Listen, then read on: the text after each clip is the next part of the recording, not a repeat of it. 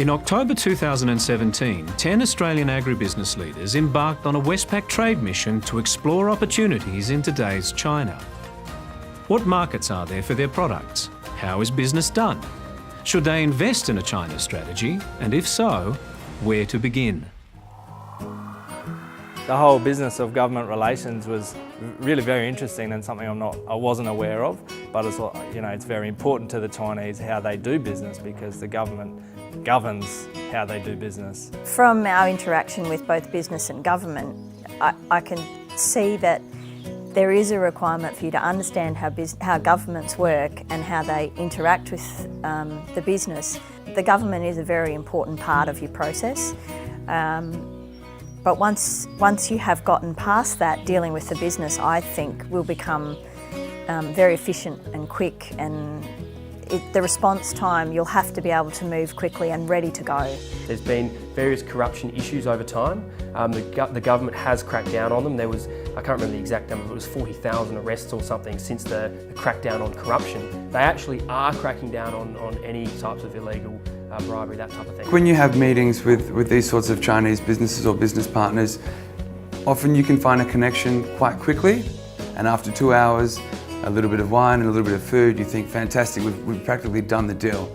But the reality of it is there's so much follow-up that will be required going forward, and you need to be willing to make that investment. I learned over the trip they have tremendous capacity to buy lots of things. Are we at risk of them taking over? Look, I don't think we're at any more risk, the Chinese taking us over, of the UK or the US or the Brazilians. They're all interested in being out here for their own reason. Their intention is to, if they want to invest in Australian agriculture, they want the locals to run it. Yeah, there's some people who want to come and own the whole thing, and it's, maybe it's a trophy asset for them and they've got the capacity to just come and do it.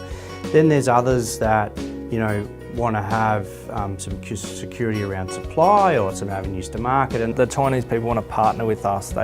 It's not so much about ownership, it's not so much about owning Australian land or any of that, but they really want to partner, find a good partner. They want to partner with the best people they can on the ground.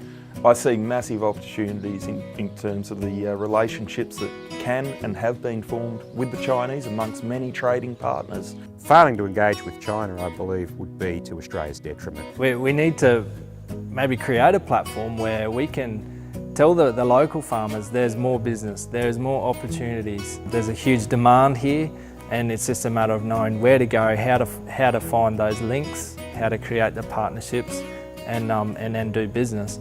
The more Australians that travel into China will be a great thing for Australian business, and the great opportunity to invite and welcome more Chinese tourists into Australia. Bring them down, show them our wonderful agriculture and our wonderful country, because they will all go home and tell their friends what a great place it is, and they will want to consume more of our produce. They love Australia, they just seem to love everything about it. They love the produce, they seem to love the people, it's a great holiday destination. There's a lot to learn, and you can't learn it in a half-day workshop in Australia. You can't learn it in half a day in China. A week in China was good. The opportunities that the Westpac Agribusiness Trade Mission opened up were limitless. The team that did the background work for the trip obviously did an amazing job. Quite frankly, you couldn't put together a trip like that. Opened up so many doors with so many diverse people in 3 different major cities. If you're able to lean on an organisation like Westpac where they already have developed some of those inroads, it makes our job as a business quite a lot easier. From that experience of going over to China with Westpac, you understand that Westpac's not just focused on the numbers, that they're interested in building your business and being your business partner and assisting you in getting to where it is that you want to go in your business. And, to me, it's not something they have to do. And Westpac have focused on this specifically because they think it's important, and we agree, which is why we went.